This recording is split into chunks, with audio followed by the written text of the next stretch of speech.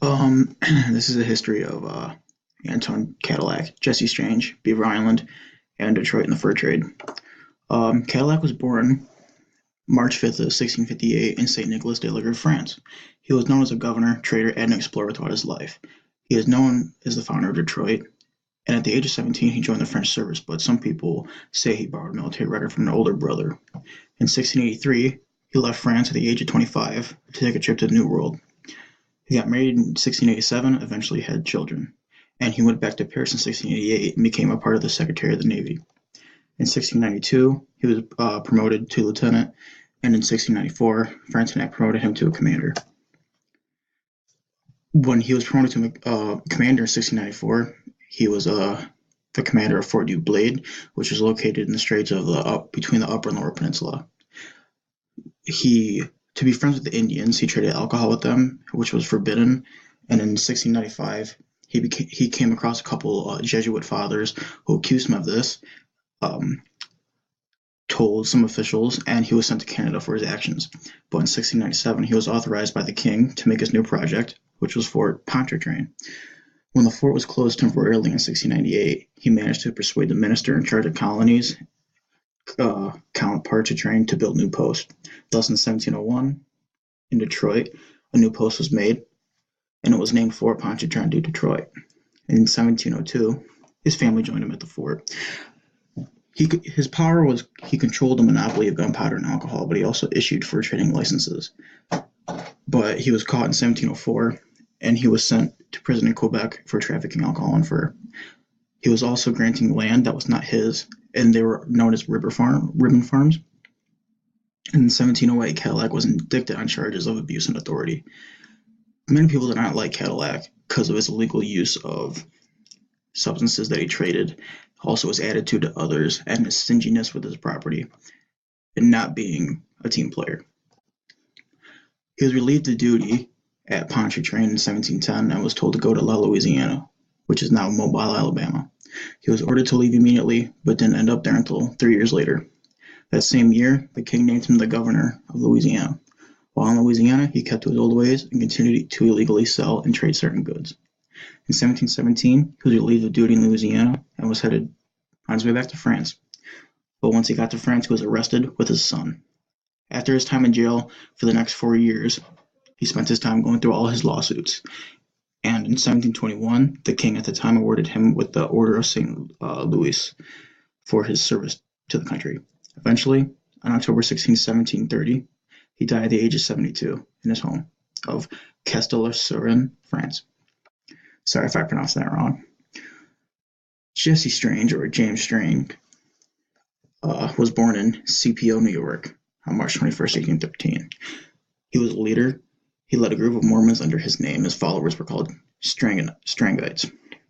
He was also a politician, and he was a monarch. He was a part of Michigan's House of Reps from 1853 until his death. From a young age, he always wanted to be a leader like Napoleon, and he always wanted to be a part of a state legislature. He felt like it was a necessity in his life. He was originally baptized as a Baptist, but distanced himself away from the religion. He soon met other people, other men, and decided to change to a different religion, which was Mormon.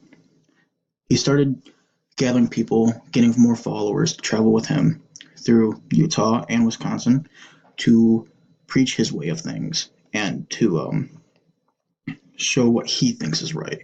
He eventually ended up in Michigan. In 1847, him and his followers made it to Beaver Island in Lake Michigan.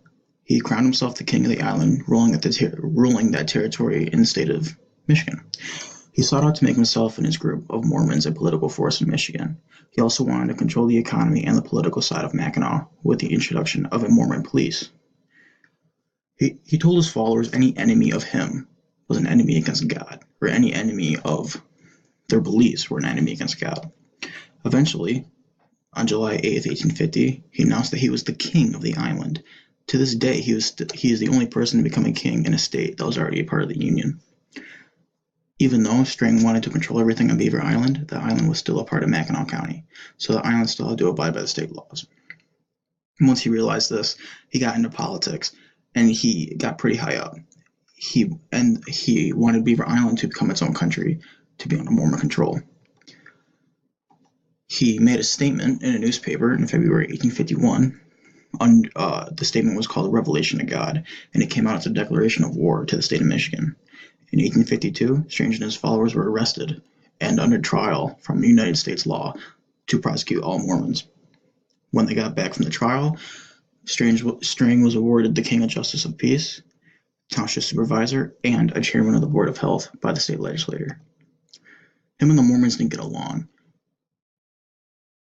Or, excuse me, him and the Gentiles didn't get along. They had small feuds back and forth, most likely just verbal, nothing physical. But then later in time, the Gentiles planned an attack on Strang and the island, but he got notice of this beforehand, and he was able to counterattack, and the attack was over in 4 days. They gave Strang the nickname King Jimmy, and he claimed that he told his followers that the Gentiles are nothing to be a worry of, and they are in poor economic trouble, and they can't sustain themselves. His own followers eventually got tired of his ways and how he's running their life, and planned to team up with them and overthrow him. But he knew about it and thought he was invulnerable and couldn't be touched. He was assassinated on the USS Michigan in 1856 on June 16th. He was shot 3 times on the main deck. He got no medical attention in the ship, and he was taken to Fort Wisconsin. 3 weeks later, the King of Beaver Island died on July 9, 1856, at the age of 43. Kingdom of Beaver Island was finished when he died. Detroit and the fur trade. The history of Detroit spans a far way back, but most notably in the late 16th and early 17th century, with the Native Americans that inhabited the area. The Potawatomi, Iroquois, Huron, and the Ottawa people all had established a presence in Michigan.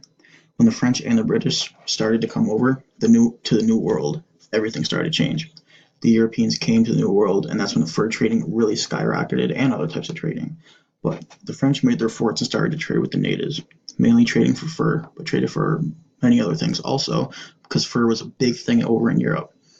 They would give the natives anything they wanted for the fur in return: guns, ammo, liquor, supplies, tools, food, anything. Fur trading alone was a very big part of Detroit and Michigan before Michigan even became a state. The forts had a lot of stuff to do with the fur trading, especially in 1701. Cadillac got French approval to make the fort in Detroit. He was the main person at Detroit, and he controlled mainly the monopoly of gunpowder, but he also was big with the fur. And he, even though also later in the future, more companies started coming out to control the fur trade. But during this time, he was really the only main person, the only big person in the 1700s. But in 1760, when the French surrendered to the British, the fort was taken under British control, but not until the American Revolutionary War, and then America took back over the fort and Detroit. But in 1808, a man named Jacob Astor created the American Fur Company. It was an immediate competitor to the British Northwest Company for fur trading and other types of trading.